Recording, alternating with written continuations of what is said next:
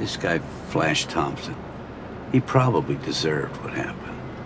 But just because you can beat him up doesn't give you the right to. Remember, with great power comes great responsibility.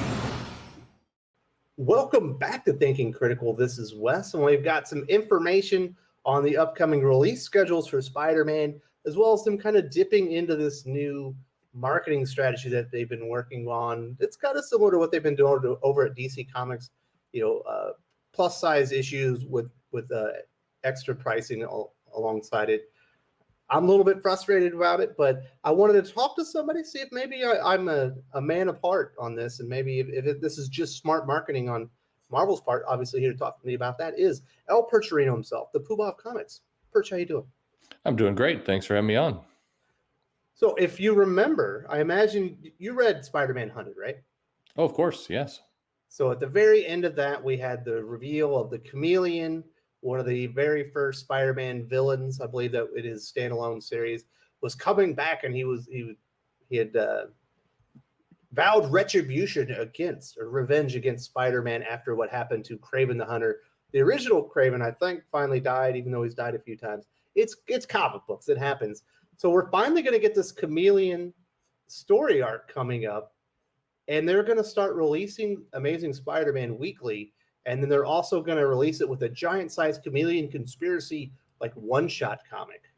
Yeah.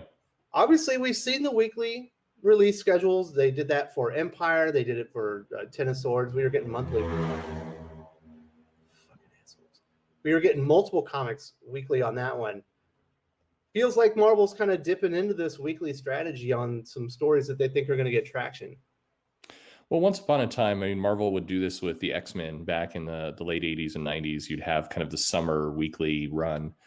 This a little bit more than that. I mean, we had Hunted. We had what was in effect weekly for Sins Rising and Last Remains. I mean, because of the .lr and yeah, they were publishing more comics. I mean, they were comics that didn't exist before, so it made it for basically a weekly schedule.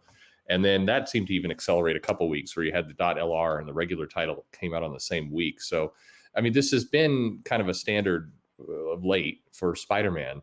I mean, if you're a big fan of Spider-Man, it's great. And I remember this argument back in the 80s of people saying, hey, they're going to the well too much with X-Men. They're going to burn out people. It's too many comics. And, the counter argument was, hey, if you're an X-Men fan, you're getting more content. You love it. I think these are short-term strategies. I think you tend to, you tend to burn out your audience. I also think it was a little bit of a different story when the comic was 75 cents, and now at $3.99 weekly is a little bit more of a slam to your wallet.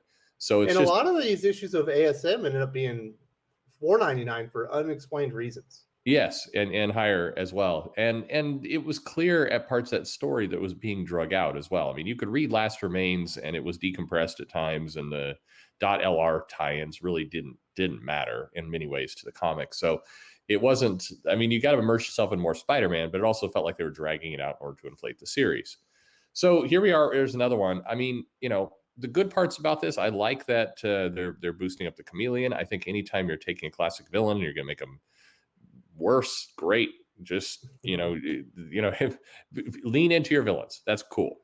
The idea of shipping it monthly, I don't know why weekly. I don't know why they need to. I mean, just stretch out the title. Just have it go monthly. Get people excited. I think there's this idea that you lose your readers if you don't put the comics out super fast, and there's no evidence that is the case. Well, it kind of really blew up in Marvel's face when they did this at the beginning of Dawn of X. There were some X-Men titles that were shipping 3 issues in a month, and they were shipping so fast that they ended up kind of screwing themselves over. And we're having entire skip months now because they shipped so much that they weren't able to keep up with their production schedule. Yeah, I mean, that's definitely that happened with Dawn of X, and it happened a bit with the Immortal Hulk. They had that coming out bi-weekly for a while, and then now they're then they've had some big delays. I mean, I think if you're going to commit to something more aggressive than once a month, you have to be willing to commit to it for the long haul. And the messing around with schedules and the randomness of when these comics come out tend to disrupt buyers a lot more than if you're just putting it out every month. You're less likely to lose people that way. Case in point, The Walking Dead had a very steady release schedule, and it grew over the entire series. What, you know, they didn't need to resort to weird gimmicks. Worked fine. Another thing that we're seeing, obviously, when Patrick Gleason left DC to come over to Marvel, one of the better artists in the entire industry, the idea was that he was going to become one of the full-time Spider-Man artists. I think at that time, from Humberto Ramos and Ryan Otley were the Spider-Man artists. Obviously, Ryan Otley's last issue, I believe, was 50. Mm-hmm. Patrick Gleason illustrated 51, I believe, and then it was supposed to be him and Mark Bagley. We saw Patrick Gleason on issue 51. We haven't seen him since. He's doing a lot of covers, and with this weekly, release schedule, now we're getting Marcelo Freya on the 3 weekly titles, and then the Giant-Size issue is Carlos Gomez. No offense to Marcelo or Carlos, they're wonderful artists. I'm sure they are. They're not Patrick Gleason, and why isn't he on this title? I thought that was the reason they brought him over to Marvel. I mean, clearly not. I think, but Marvel's, when they bring these bigger names over, they do occasional issues, they do covers. They're more expensive. I'm sure that's part of the problem. And they'll bring in other newer artists to kind of fill in the gaps. And pretty soon those gaps become quite large. I don't know what to tell you. I like Gleason a lot. I think his Spider-Man was, he was kind of warming up with the character. I felt like he evolved on the character and was kind of hitting it pretty well there. And he, I'm sure we'll see him again around issue 75. He'll come back for an issue or two. And I mean, I think that's what we're looking at. And it's disappointing. Like you, I'd rather see him on the book more, but that's just not the way the finances seem to work in the industry now. And but we'll see lots of covers. I mean, he's doing plenty of variants right now. Well, yeah, it's the webhead covers are the rage, right? Everything has a webhead cover nowadays. Yeah, I mean, and it's cool, but I'd trade that for just having him regularly on the interiors any day. But that's just not. Again, that's not the way the business works, unfortunately. I don't know. We just finished Last Rites. The idea that, to get excited again about another, more frequently shipping Spider-Man quote unquote event. I don't know. I'm not into that. So me neither. And they still haven't finished Last Remains. No, I mean, we got to get Last Remains 2 or just Last Remains issue 100. I don't. It's Lasting Remains. Yeah. I don't know. It's tiring for sure. Yeah, it's definitely kind of turned me off with the title. There's also these Giant-Size Amazing Spider-Man issues we're getting. I think we're getting one this month, and then we're also going to be getting one in June along with this story arc, obviously, so they can charge you $7 or $8 for like a 60 or 70 page comic book. Mm-hmm. Like it's all getting very tiring for me. It's yeah. You just pick a couple of your titles and be consistent about it. Put one out every month, get a good artist on it. Just put one foot in front of the other. And I think you build up a good legacy. You build up some books you can throw into trade, and they'll sell more because you have a consistent artist through the whole trade. We do know there's plenty of math evidence, sales proof that if the art is consistent through the whole trade, it tends to do a little bit better. You can do omnibuses based off of creators that way. I mean, there's plenty of good reasons to do it, but instead it's a lot of very short-term business decisions. It's let's ship quicker, we'll get this event out, let's do a double-size issue or an anniversary issue, let's cram in a reprinting of an old comic in here so we can justify a $7.99 price. Again, if you're a diehard Spider-Man fan, cool. You're probably loving all of this and you're willing to pay. But the problem is these long-term Spider-Man fans are getting older, and you want new ones to come in, and they're not going to come in at $7.99 or $4.99. They're not going to be able to gain that trust in this character at that price. So, you got to get those new readers in, but you can't do it this way. Yeah. Plus, the way Nick Spencer's been doing this one more day thing, he's been hinting that he's going to address it for quite some time. He certainly, in the last issue, was almost throwing it in your face. Hey, I'm going to do something about it. And then he we're going to go do something else. It becomes quite frustrating. But I don't know. I guess that's the Marvel way, the Marvel method. In the 2020s is to just string people along and try and get as many variants and weekly comic books in to keep people going. But I don't know. It felt like Spider-Man was picking up a lot of steam.